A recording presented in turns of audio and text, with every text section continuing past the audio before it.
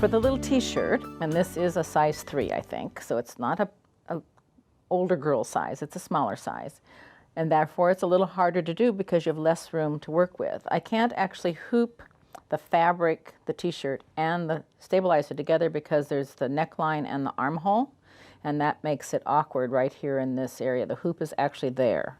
So I have hooped the stabilizer, just alone, the poly mesh cutaway stabilizer.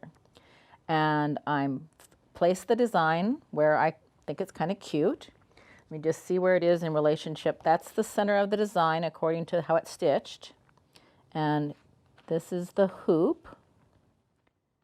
So I'm putting it on its little crosshairs according to how it has little, this one has a little wedge cut out that fits a little crosshair in the hoop. And I'm that far away.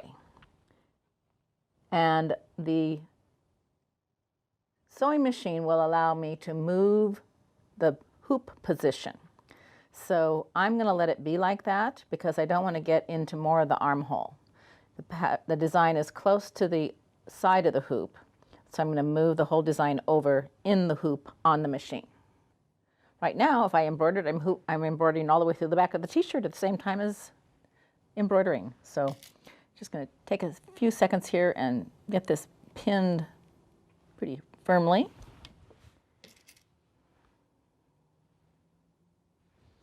Because now you need to get the t-shirt out of the way, put it on the machine, and then very carefully hold everything out of the way so you're embroidering just the design to just that part of the t-shirt, not any place else. And you have to be really careful because it's real easy for things to get kind of caught from underneath. I'm going to show you how I use Perfect Sew because this is a cotton linen blend, one of my favorite fabrics for embroidering on. And I'm going to be using this design, and it's got enough airiness to it that it's perfect candidate for using Perfect Sew. It came from this collection. And one of the reasons I like stitching the designs out so much is I want to see what size it is and what the other components are, because often a collection is designed to work with each other. So this little flower right here kind of mimics one of the flowers in this design, and I'm going to put this flower on the collar points. So that's going to be my collar design. But there's a lot of really pretty designs in this collection. It's just so pretty. It's fun to look at. Then this bigger design is going to go on the yoke. And this pattern I'm using is one of my favorites. It's an oldie because it's actually got stitching lines marked on it. If you don't have a pattern with stitching lines marked, you need to mark them because you need to make sure the design isn't going to get caught in your seam allowance. So I think that looks really pretty. It's going to come over the shoulder just a bit on the yoke. So it's going to go on this part. I need to Perfect Sew enough for the whole hoop area. So it's pretty much, by the time I do the other half of the yoke, I'm going to be Perfect Sewing on the whole yoke. The other half, I just need to flip it, and it will get placed exactly in the same position, but on the other side of the yoke. I think this is just a really pretty airy design. Because we've put this cloth on the table, I am going to use my ruler underneath the fabric to put the Perfect Sew, because it has to be something where it doesn't get on something else. Usually I do it on my kitchen counter, and that works just fine. So I'm just going to wiggle out some Perfect Sew and rub it in with my fingers so I get the fabric saturated. It's kind of gooey. It's a little thicker than it used to be. We have a new formula, and I like it thicker because it just gives it a little more stability. So now I'm going to move the ruler over a little bit.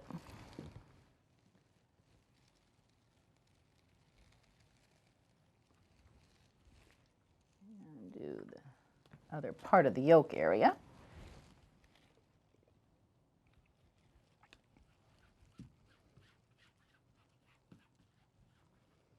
It will take probably, a half hour, maybe 25 minutes or so for this to dry.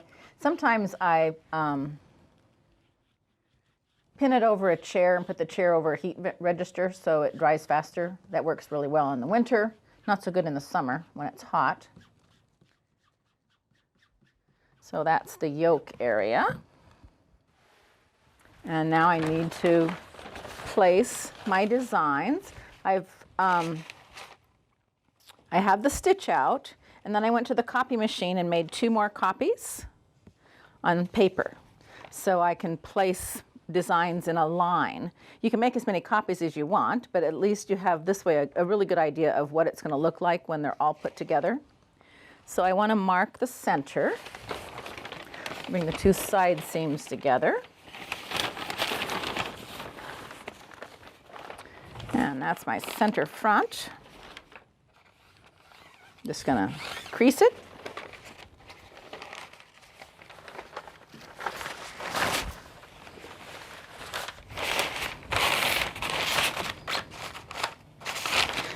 One of the fun things about Perfect Sew is it is really, really stiff.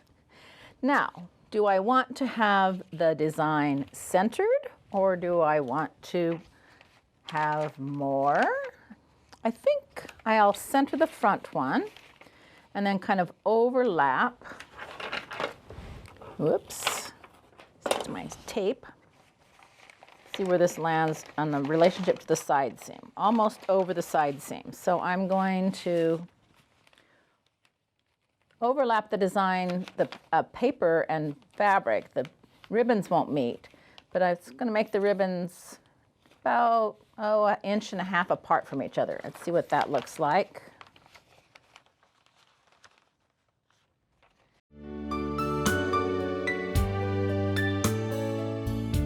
Okay, now we've got the hoop attached to the machine. I've just put in a brand new size 11 titanium needle.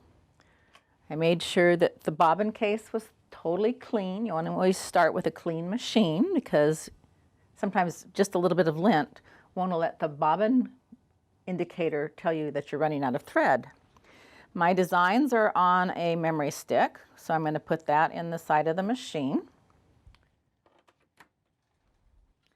On this machine, I just go through some steps to get that information to the screen. Every machine's a little different. I have 3 different machines and they each handle this a little differently. So you just get used to it. On this one, I push the memory stick, and there it is. Push the stick, push open. File comes up. And there's lots of little pictures here. So I'm going to scroll down through all the pictures. I've got about, probably 10 Martha Alto embroidery designs loaded on this particular one. So this is my Martha Alto stick. I really like the designs that they do. So just scrolling through, looking for my little here we come. There's the basket. So the scoop of flowers is right here. Load that.